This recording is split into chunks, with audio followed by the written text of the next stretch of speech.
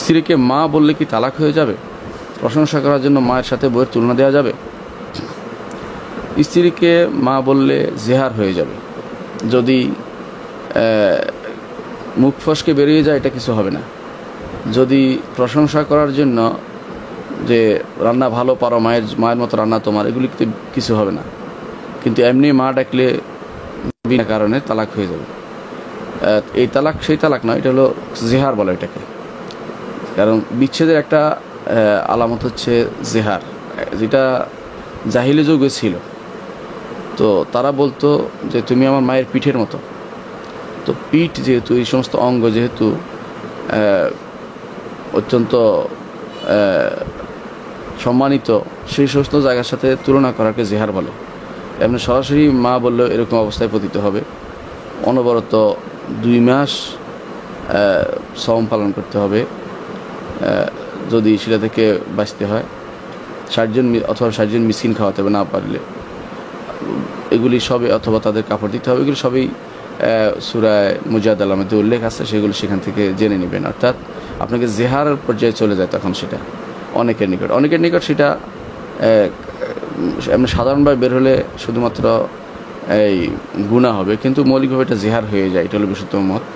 স্ত্রীকে মা বলা জায়েজ নাই, কোনোভাবেই কেউ যেন না বলে। দ্বিতীয় প্রশ্ন করেছেন, অজুতে 3 বার মুখ ধোয়ার পর মনে হয় ভ্রুতে পানি ঢুকে নাই, হাত ধোয়ার সময় কোথাও ভিজে নাই, টেনশন থাকে, কি করব? 3 বার ধোয়ার পরে যদি আপনি শিওর 3 বার ধুইছেন, এটা হলো কথা। এরপরে যদি না যায়, এ দায়িত্ব আপনার নেই, আলহামদুলিল্লাহ, টেনশন করবেন না। এই টেনশনে থাকার অর্থই হচ্ছে আপনাকে ওয়াসওয়াসা রোগে পেয়ে বসবে, আর এরপর আপনি আর কোনো দিন ভালোভাবে চলতে পারবেন না, আপনার জীবনটা দুর্বিষয় হয়ে যাবে। আপনি 3 বার ধোয়ার পরে একবারও আর হাত দিবেন না, বল না হয়ে গেছে, আল্লাহ আমাকে সর্বোচ্চ আপনি করে নিয়েছেন, ভলিউম সর্বোচ্চ কাজটা আপনি শেষ করে নিয়েছেন।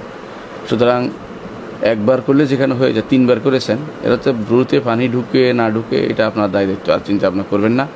যদি এটার এরকম চিন্তায় পড়ে যান, তাহলে আপনার পরবর্তী ইবাদতে সবসময় কেবল সমস্যা তৈরি হবে, যে কোনো কাজের করবেন না, বলে আলহামদুলিল্লাহ হয়ে গেছে, আলহামদুলিল্লাহ।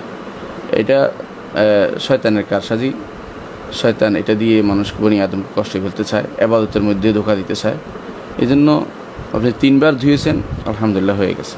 এরপরে পানি ঢুকে নাই, মনে হইলেও কাজ হবে না, আর হাত ভিজে নাই, যাতে কথাবার্তা বলা যাবে না, এগুলি হচ্ছে বাড়তি জিনিস। অবশ্যই ভিজছে, হাত 3 বার ধোয়ার পর হাত ধুবে না, হাত ভিজবে না কেন?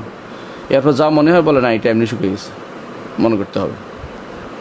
যে কোনো মূল্যে 3 বারের বেশি কাজ করা যাবে না, কোনো কাজ 3 বারের বেশি কোনো কাজ করা যাবে না, করলে এটা গুনাহ হবে। হাদিসে রাসূলুল্লাহ সাল্লাল্লাহু আলাইহি ওয়াসাল্লাম বলেছেন, ফাকাদ আসা, ভুল করেছে, গুনার কাজ করেছে, বাড়তি কাজ করেছে, এবং এটা ভালো কাজ করেনি। এর অর্থ হচ্ছে আপনি এই টেনশনে থাকবেন না।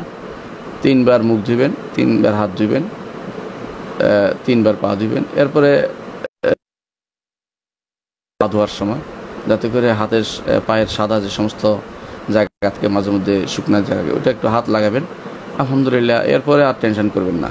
আল্লাহ তাআলা লা ইউকাল্লিফুল্লাহু নাফসান ইল্লা উসআহা, কাউকে তার সাধ্যের বাইরে কষ্ট দেন না। সুতরাং আপনি এর বাইরে চিন্তা করবেন না কোনো দিনই। যত চিন্তায় আসুক পিছনে যাবেন না, সালাতে চলে যাবেন এরপরে।